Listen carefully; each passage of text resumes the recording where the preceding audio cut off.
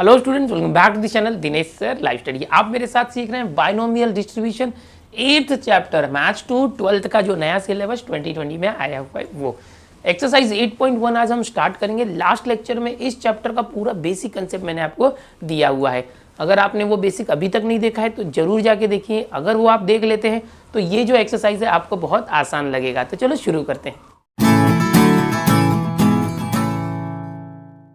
इस एक्सरसाइज में क्वेश्चन जो है थियोरेटिकल है, बड़े बड़े हैं। आप टेक्स्ट बुक अपने पास लेके रखो ताकि आपको क्वेश्चन समझ में आए। मैं यहाँ क्वेश्चन डिस्प्ले भी कर दूंगा, बट आप क्वेश्चन पहले पढ़ लो, वीडियो को स्टॉप कर दो, क्वेश्चन को समझ लो, फिर आगे जो आप देखो। स्टार्टिंग के एक दो क्वेश्चन समझने में आपको हो सकता है दिक्कत आए, लेकिन एक बार आप समझ गए तो आगे के सब क्वेश्चन आपको बहुत ईजी लगेंगे। तो सबसे पहले 8.1 का सबसे पहला क्वेश्चन, पेज नंबर 251, एक्सरसाइज 8.1। पहला question, a die is thrown 6 times. क्या लिखा है? A die is thrown 6 time. Die क्या होता है? यहाँ पर एकदम आराम से करेंगे हम लोग, कोई घाई नहीं है। ऑलरेडी हम लोग लास्ट चैप्टर पर हैं तो टेंशन मत लो। ओके, फिनिश करने की जल्दी भी नहीं है अभी तक, सब करेंगे। एक डाई है, a die is thrown 6 time. ये जो डाइस है इसको थ्रो किया इस तरह से, लूडो खेलते हो ना, कितनी बार थ्रो किया? 6 टाइम। तो याद रखो, अगर मैं सॉल्यूशन कर रहा हूँ तो अ डाई इज थ्रोन 6 टाइम, इसको 6 बार थ्रो किया, so that is number n 6 time. जो n होता है आपको पता है, हर बार हमें n की जरूरत होती है।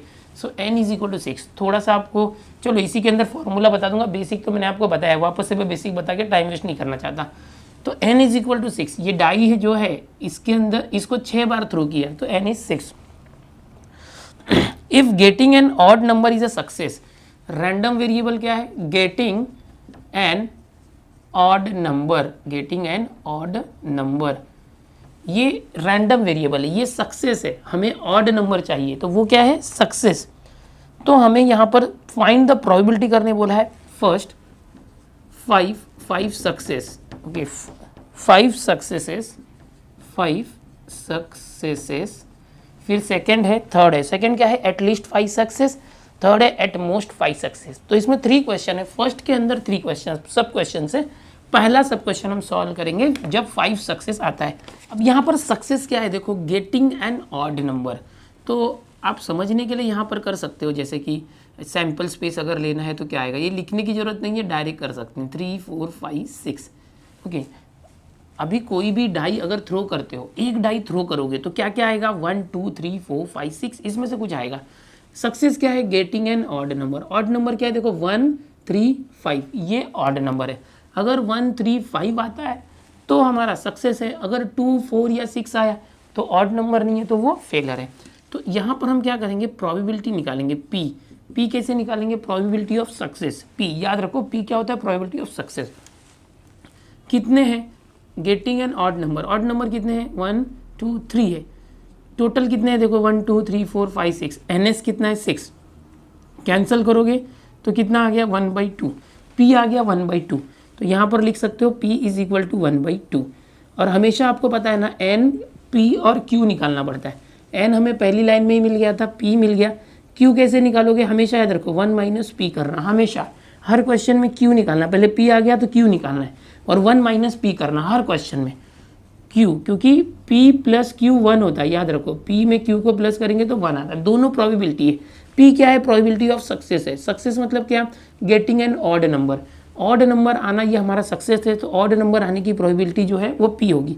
तो Q क्या है? ऑड नंबर नहीं आया तो Q है, ये भी एक प्रोबेबिलिटी है।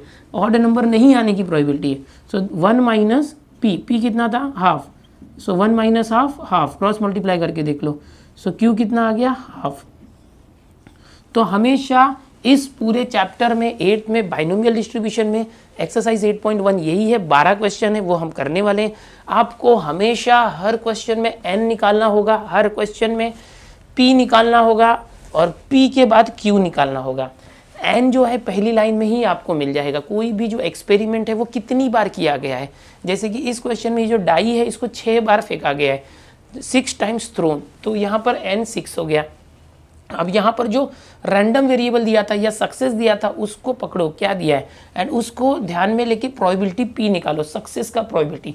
एक बार P आ गया तो P का ये जो रिलेशन होता है P + Q = 1, इससे Q आ जाएगा, Q = 1 - P। ये नहीं लिखे तो भी चलेगा। P के बाद डायरेक्ट लिखना Q is equal to 1 minus P. ये जो P आया है ना, इसको 1 में से माइनस कर दोगे तो Q आ जाएगा। बस इतना आना जरूरी है। और ये क्वेश्चन पूरे 12 के 12 क्वेश्चन जो हम करेंगे, हर एक में इतना बेसिक करना ही है। मतलब क्या, पहले n निकालना है, वो पहली लाइन से ही मिल जाएगा।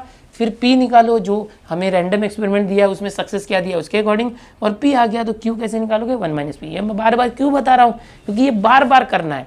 इतना आ गया तो समझो आपका 50% हो गया। ठीक है, अब P और Q आ गया। अब क्या करने बोला है, देखो पहला क्वेश्चन है 5 सक्सेस। अभी हमारे पास बाइनोमियल डिस्ट्रीब्यूशन, अभी हम ऐसे लिखते हैं, देखो x इस तरह से करते हैं, इस तरह से बाइनोमियल, और यहाँ पर क्या लिखते हैं n, p। तो ये क्या होता है, एक रिप्रेजेंटेशन का तरीका होता है।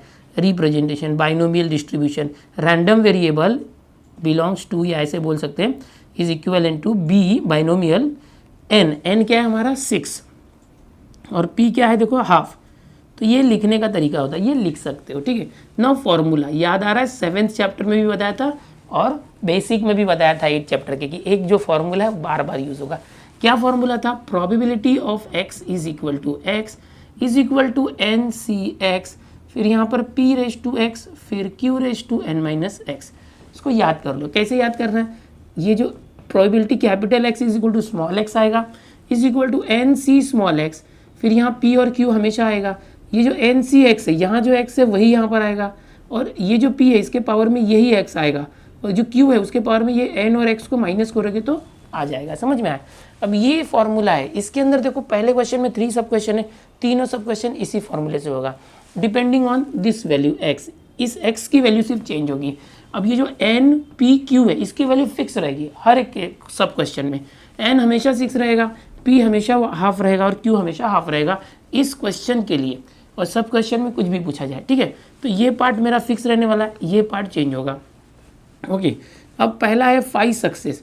Okay, probability x is equal to, ये जो x है रैंडम वेरिएबल, वो 5 सक्सेस। सक्सेस मतलब क्या है, ऑड नंबर आना चाहिए।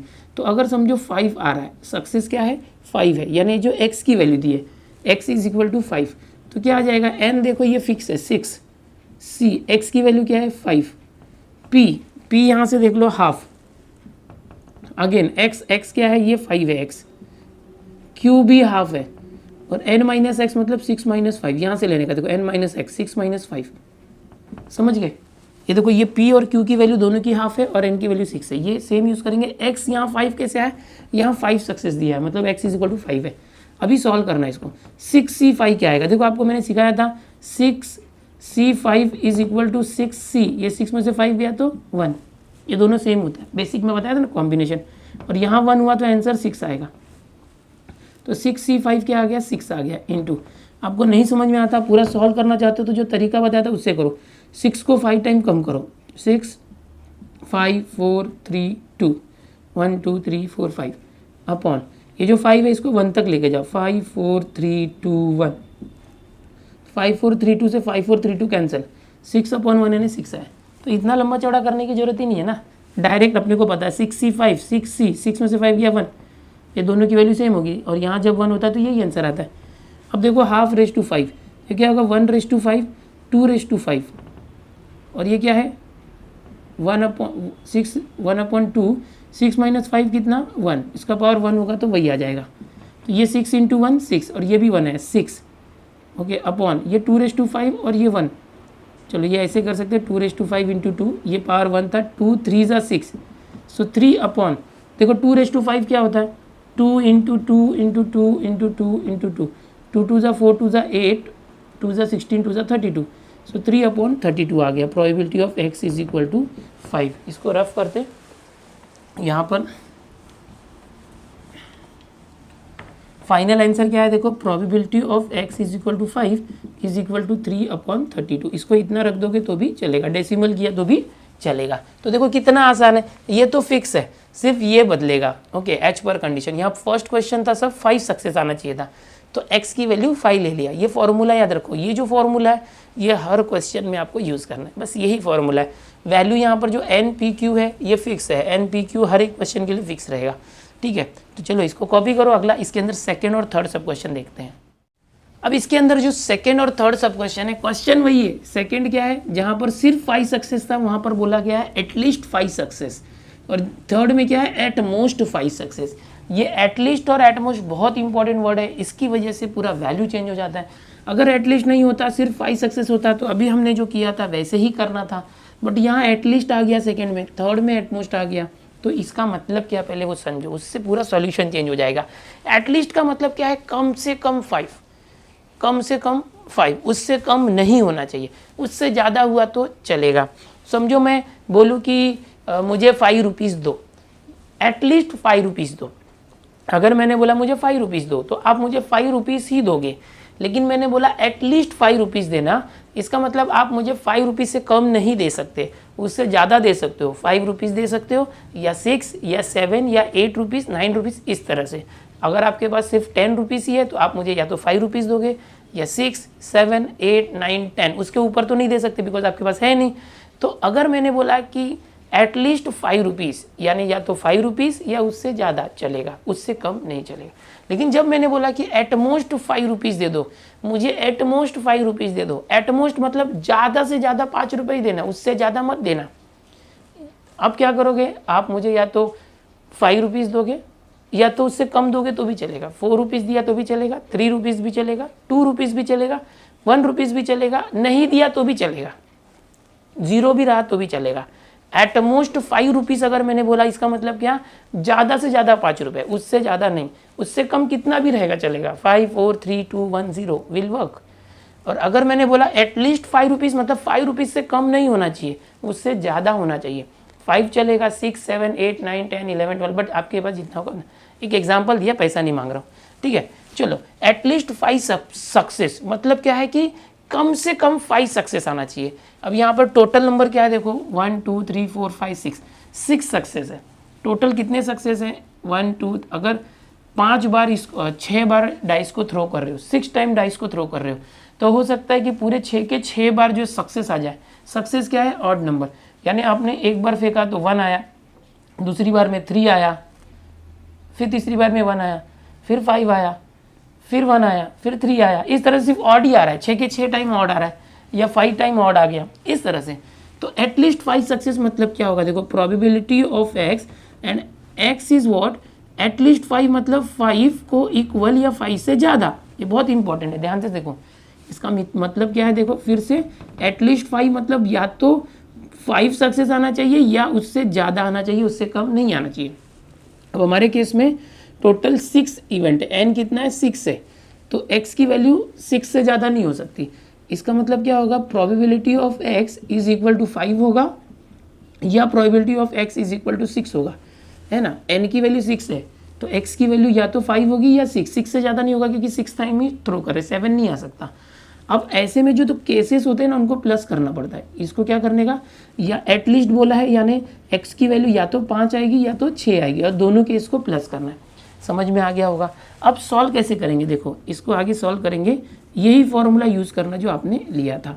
देखो x इज इक्वल टू 5, तो यहाँ एन पी क्यू फिक्स यही रहेगा, एन पी क्यू हर एक केस में यही रहेगा, एन पी क्यू, सिर्फ x की वैल्यू चेंज होगी। तो यहाँ पर n की जगह पर 6 लेना है, 6 c 5, ओके। फिर p यानी हाफ है, और रेस टू x भी 5 है, q हाफ है, और n माइनस एक्स मतलब 6 माइनस 5 है, प्लस। अब ये x इज इक्वल टू 6 के लिए सेम करो, n की जगह पर 6, c और x की जगह पर अब 6 लेना, p हाफ है, रेस टू x मतलब 6 है, 6, फिर q हाफ है, n माइनस एक्स मतलब 6 माइनस 6। अब इसको सॉल्व करो।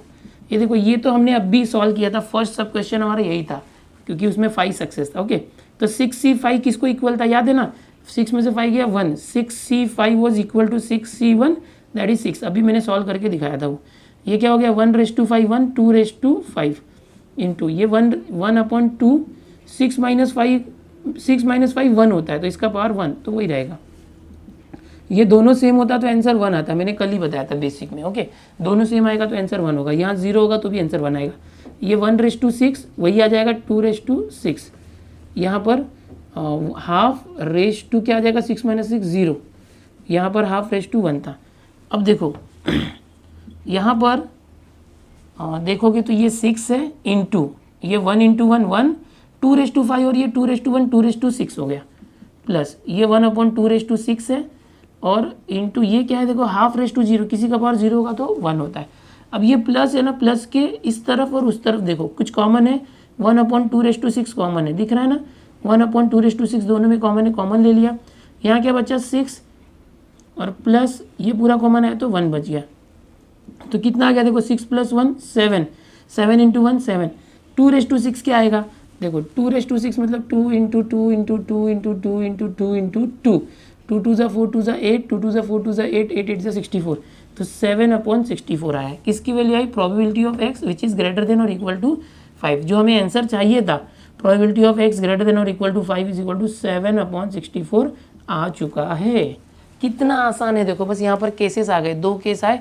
तो हमने जो probability of x = 5 first question में किया था, यहाँ पर x = 5 की प्रोबेबिलिटी और x = 6 की प्रोबेबिलिटी 2 बार निकालना है, दोनों को प्लस करना है। तो ऐसे में क्या करना, जो पावर हाइयर पावर आते हैं उसको वैसे ही रखने का, बाद में कॉमन लेके सिंप्लीफाई करने का। तो ये सेकेंड आ गया। अब इसी तरह से थर्ड है, थर्ड में क्या केस है, एटमोस्ट 5 सक्सेस। चलो इसको कॉपी करो, वो भी बताता हूँ। देखो ये वाला पोर्शन सेम रहेगा, ये बदलेगा नहीं, n p और q की वैल्यू एक ही क्वेश्चन के लिए सेम रहेगा, इसके अंदर ही अलग अलग केसेस है। चलो अब देखो तीसरा क्वेश्चन, इसमें क्या बोला है, एटमोस्ट 5 सक्सेस। एग्जाम्पल तो मैंने दे ही दिया है। एटमोस्ट 5 मतलब क्या होगा, प्रोबेबिलिटी ऑफ x एटमोस्ट 5 मतलब 5 या तो 5 या 5 से कम होना चाहिए, उससे ज़्यादा नहीं। तो अभी मैंने जो सीखा है उसके हिसाब से क्या होगा कि प्रोबेबिलिटी ऑफ x ये 0 भी हो सकता है, प्रोबेबिलिटी ऑफ x 1 भी हो सकता है, प्रोबेबिलिटी ऑफ x 2, ध्यान से देखो मैं समझा रहा हूँ, प्रोबेबिलिटी ऑफ x 3 भी होगा, probability of x 4, probability of x 5। यानी कि अगर प्रोबेबिलिटी एटमोस्ट 5 होना चाहिए, 5 सक्सेस, एटमोस्ट मतलब ज़्यादा से ज़्यादा 5 सक्सेस यानी 5 होना चाहिए, उससे कम हुआ तो चलेगा, उससे ज़्यादा नहीं होना चाहिए। एटलीस्ट में क्या था, उससे ज़्यादा होना चाहिए या उतना होना चाहिए, एटमोस्ट में या तो उतना रहे या उससे कम रहे। तो 5 सक्सेस मतलब 5, एटमोस्ट है इसका मतलब उससे कम वाला भी लेना पड़ेगा। प्रोबेबिलिटी ऑफ x = 4 3 2 1 0 और सबके आंसर को प्लस करना पड़ेगा। समझ में आया? अभी मुझे बताओ, अभी जो हमने फर्स्ट क्वेश्चन किया था, फर्स्ट में फर्स्ट उसको पूरा सॉल्व किया, ये फॉर्मूले में अप्लाई करके x की जगह 5 रख के किया।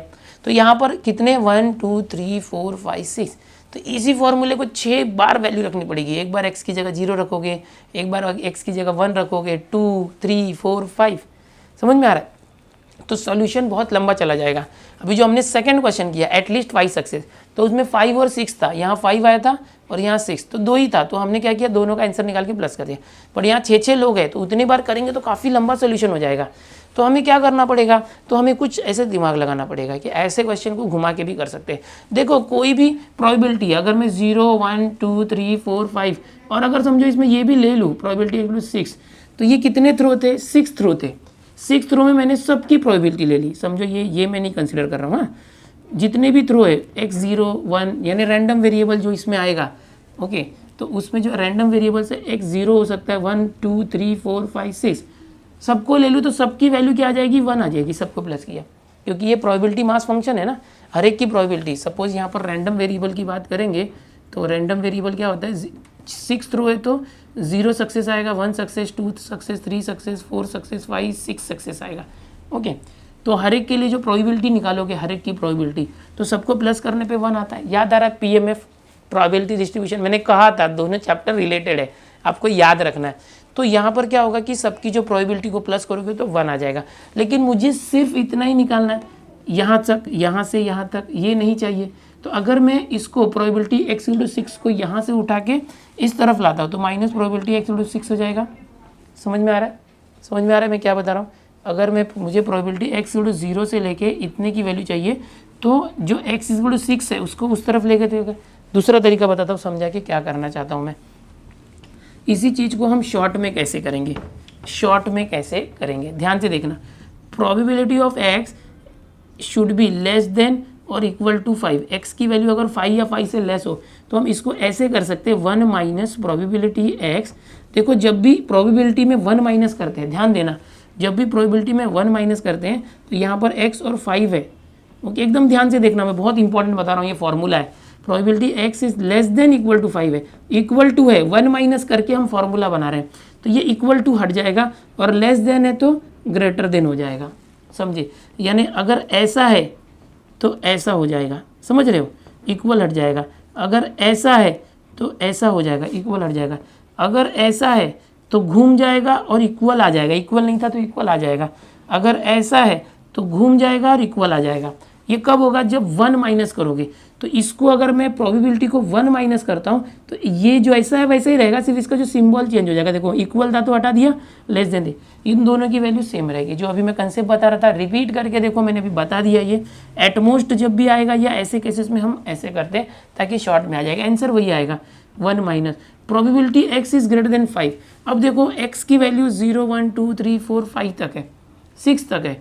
अगर x बोला 5 से ज़्यादा हो तो 5 से ज़्यादा तो एक ही वैल्यू है ना, 6 थ्रो। तो मुझे क्या लेना पड़ेगा, probability x is equal to 6। देखो अभी मैंने फॉर्मूले से बताया, इसी चीज़ को मैं समझा के बता रहा था बड़े तरीके से, लेंथी तरीके से। तो कोई ज़रूरत नहीं है लेंथी तरीके से करने की। अब इसको करो, ये यहाँ फॉर्मूला देखो, probability x is equal to x की जगह 6 रखो, यहाँ जहाँ भी x है 6 रखो, तो क्या आ जाएगा, यहाँ n तो 6 है ही ऑलरेडी, n और x की जगह भी 6 p की वैल्यू हाफ है, q की वैल्यू हाफ है, p के ऊपर x होता है, x तो 6 है, और यहाँ पर n माइनस एक्स मतलब 6 माइनस 6। तो ये हो गया, देखो 1 माइनस 6 मतलब दोनों सेम है तो 1 आएगा। अभी हमने किया था पिछले क्वेश्चन में, ये 1/6 यानी 1 2/6 आ गया, इंटू ये इंटू है, हाफ रेस टू 6 माइनस 6 0, तो हाफ रेस टू 0 1 आ गया। सो ये 1 माइनस 1 इंटू 1 1 अपॉन 2/6। अभी हमने क्या निकाला था, याद है ना, 64। कैसे किया था, 2/6 को 6 बार 2 का मल्टीप्लाई करो, 2 2 ज़ा 4 2 ज़ा 8, 2 2 ज़ा 4 2 ज़ा 8, 8 8 ज़ा 64, तो ये आया। अब इसको क्रॉस मल्टीप्लाई करो, 64 into 1 64 minus 1 upon 64। So finally क्या मिला, 63 अपॉन 64। ये क्या आया, probability of x less than और इक्वल टू 5। ये आ गया आपका आंसर। इस तरह से करना है थर्ड क्वेश्चन। अभी आपने देखा मैंने एक ही क्वेश्चन बताया, एक ही क्वेश्चन के अंदर 3 सब क्वेश्चन थे, तो एग्जैक्टली हमारे 3 क्वेश्चन सॉल्व हुए अभी तक। सबके अंदर n p q की वैल्यू सेम रखनी थी, ये फॉर्मूला सेम था। सिर्फ ये जो केस थे, पहला केस था 5 सक्सेस होना चाहिए तो x की जगह इक्वल टू 5 लिया था। दूसरा केस था एटलीस्ट 5 सक्सेस, तो x की वैल्यू 5 को इक्वल या उससे ज़्यादा लिया था। एटमोस्ट 5 सक्सेस, तो x की वैल्यू 5 या उससे लेस देन किया था। ऐसे केस में बहुत सारे केस आ रहे थे, यहाँ पर x 0 1 2 3 4 5, उतने बार करने से अच्छा हमने इसको उल्टा कर दिया। 1 माइनस जब भी करोगे तो यही यहाँ पर आ जाएगा, सिर्फ ये सिंबल चेंज हो जाएगा। ये लेस देन है तो ग्रेटर देन हो गया, और इक्वल है तो हट जाएगा, नहीं होगा तो आ जाएगा, बस कुछ नहीं, बहुत सिंपल है। चलो इसको भी कॉपी कर लो, दूसरा क्वेश्चन करते हैं। दूसरा क्वेश्चन देख लो क्या दिया है, a pair of dice is throne 4 times. Pair of dice मतलब यहाँ पर अब 2 डाइस है, इस तरह से आपके पास 2 डाइस है, 1 और 2। पेयर मतलब जोड़ी होता है, ओके, ये याद रखो।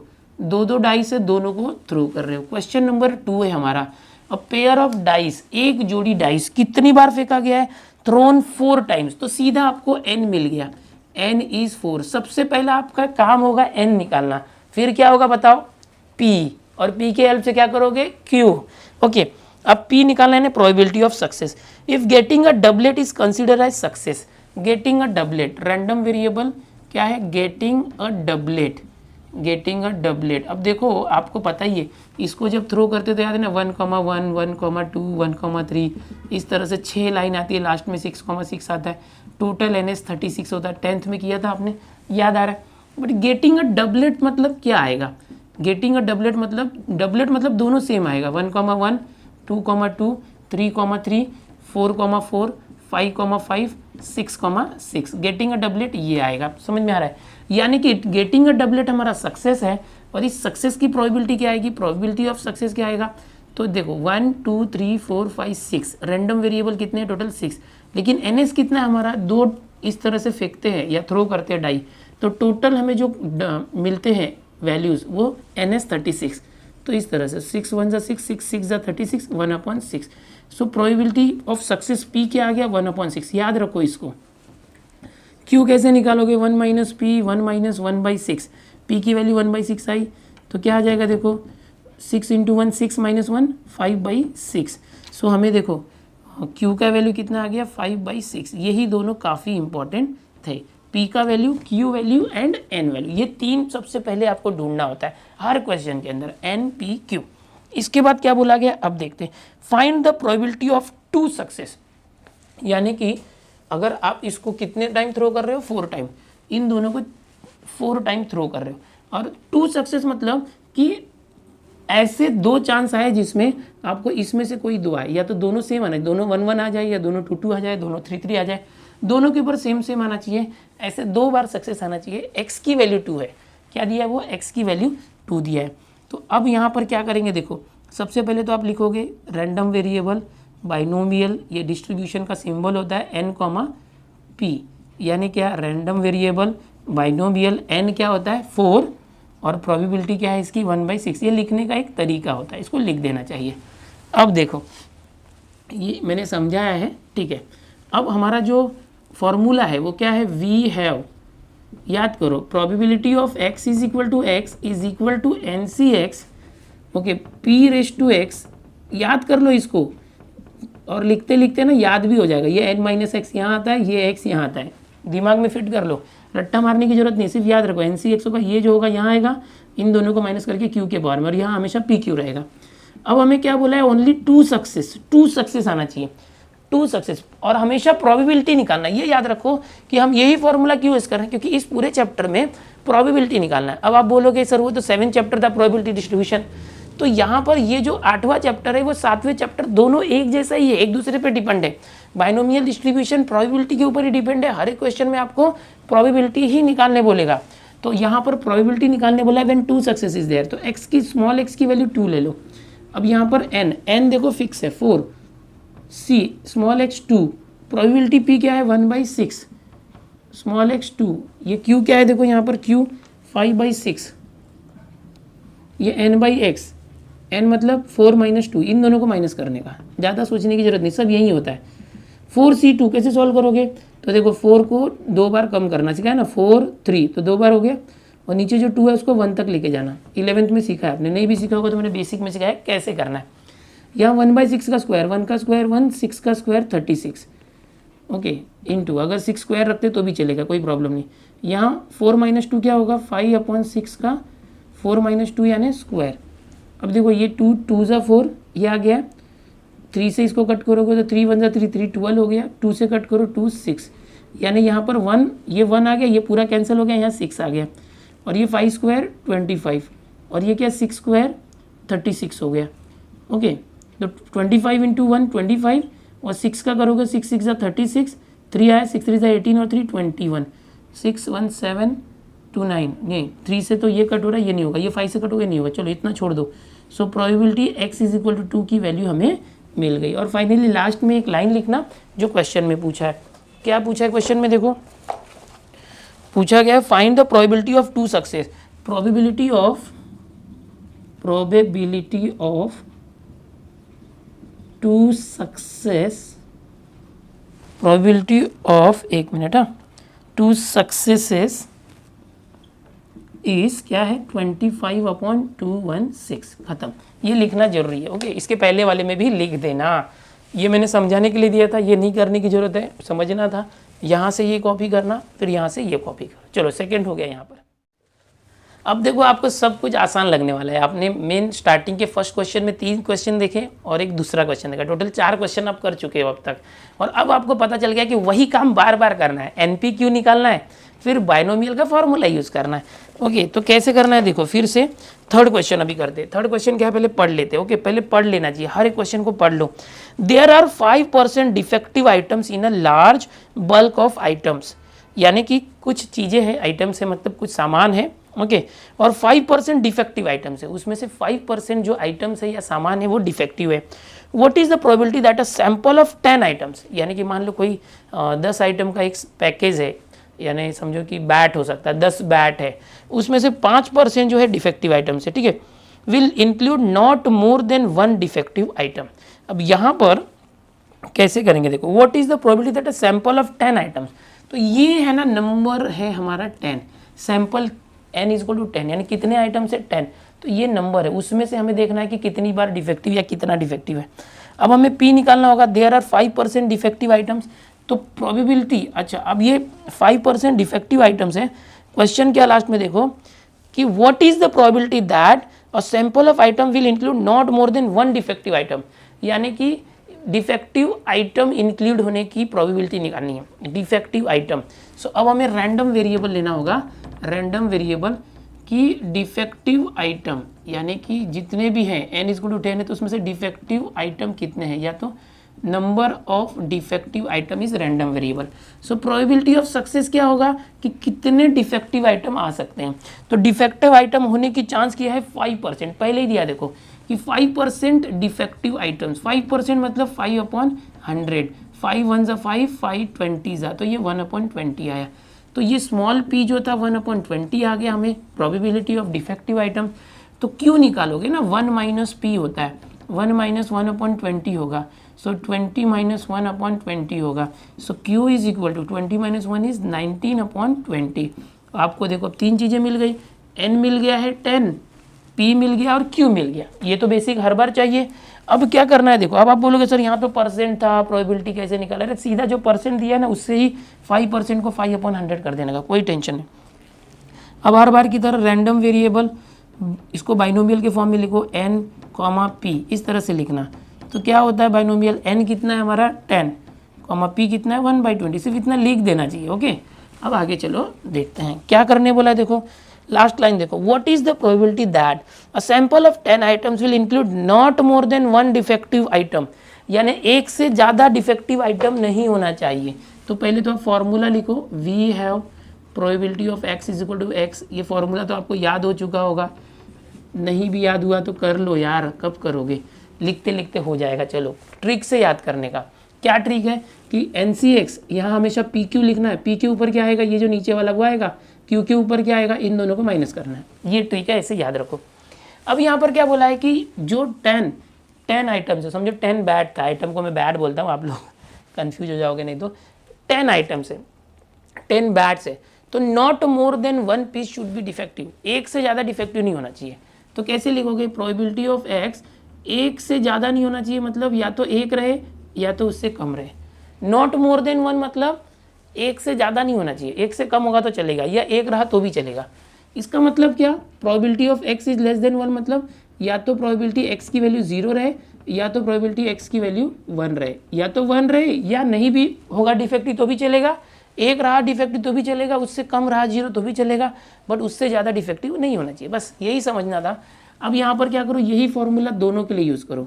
देखो प्रोबेबिलिटी x इक्वल टू 0 के लिए ये फॉर्मूला यूज़ करो, n तो यहाँ पर 10 है तो n फिक्स है 10, खाली x की वैल्यू 0 ले लो, 10c0। p देखो यहाँ पर आया हुआ है 1/20, q 19/20, सो ये p है 1/20 और रेस टू x कितना है 0, q क्या है 19/20 और n माइनस एक्स मतलब 10 माइनस 0, तो ये क्या आ गया x इक्वल टू 0। अब प्लस इसको करो NCX, सो n क्या था 10, c x कितना यहाँ पर 1 है, फिर p 1/20, q 19/20, ये 1 है तो यहाँ 1 आएगा, 10 माइनस 1 यहाँ पर आ गया।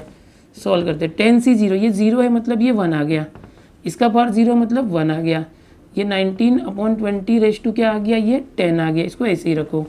10c1, ये 1 है मतलब 10 आंसर आएगा, ये 1/20 रेस टू 1 वही आ जाएगा, ये 19/20, 10 माइनस 1 मतलब क्या आ गया 9 आ गया पावर। अब क्या करो कॉमन लो, देखो यहाँ 19/20 रेस टू 10 है, या 19/20 रेस टू 9 है, समझ रहे हो।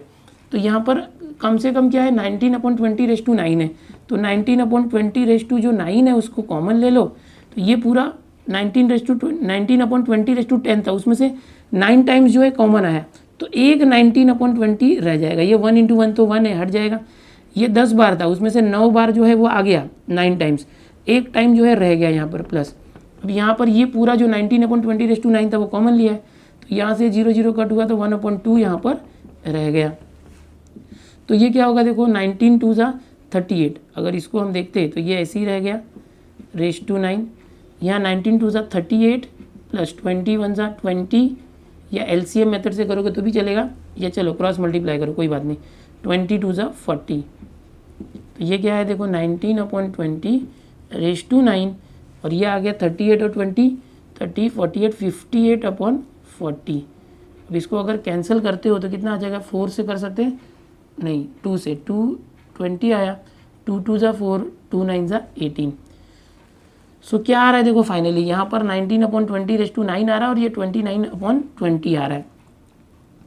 तो इसको अगर सॉल्व करना है तो कैसे करोगे, ऐसे रख दोगे तो भी चलेगा, 29/20 इंटू 19/20⁻9, या तो 20 को एक साथ करके 20⁻10 भी कर सकते हैं। तो ये हमारा जो है इसका आंसर आ चुका है, probability of x less than 1।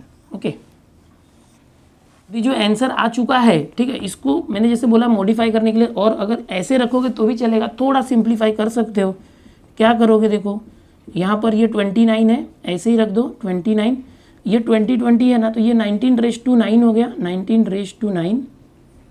Okay, और अपॉन ये 20 और 20, ये 20⁻9, ये 9 दोनों के लिए, 19⁻9 ऊपर हो गया, 20⁻9 और एक 20⁻1, दोनों मिलके 20⁻10 हो गया।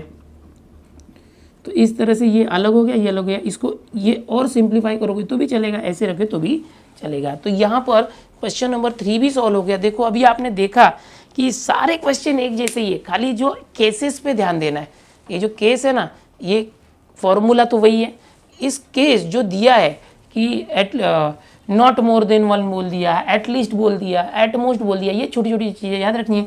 और सिर्फ ये लाइन बहुत इंपॉर्टेंट है, एक बार आपने ये लाइन लिख दी, उसके बाद क्या करना है, ये जो वैल्यूज़ है यहाँ फॉर्मूले में रख के निकाल लेना है। बाद में कैलकुलेशन पार्ट तो ईजी है, फिर यहाँ ये प्रोबेबिलिटी निकालना बहुत इंपॉर्टेंट है, समझना कि प्रोबेबिलिटी क्या दी है। एक बार प्रोबेबिलिटी P आ गया तो Q भी आ गया, समझ में आ रहा है, और ये तो दिया ही रहता है। तो दो जगह पर आपको ध्यान रखना, एक तो P निकालते समय, ओके, और दूसरा ये स्टेप करते समय। पहले तो इसको आप कॉपी कर लो, ओके, स्क्रीनशॉट ले लो या कॉपी कर लो। चलो आगे देखते हैं।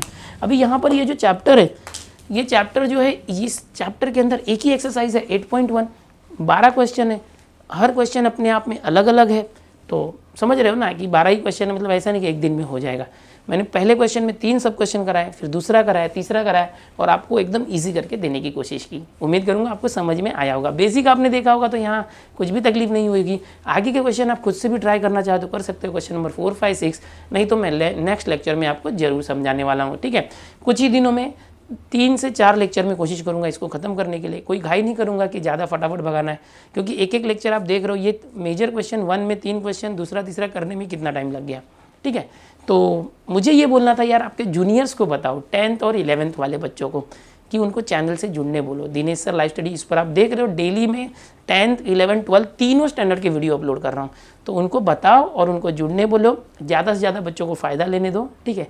चैनल पर पहली बार आए तो सब्सक्राइब जरूर करना। चलो मिलते हैं नेक्स्ट लेक्चर में, बाय।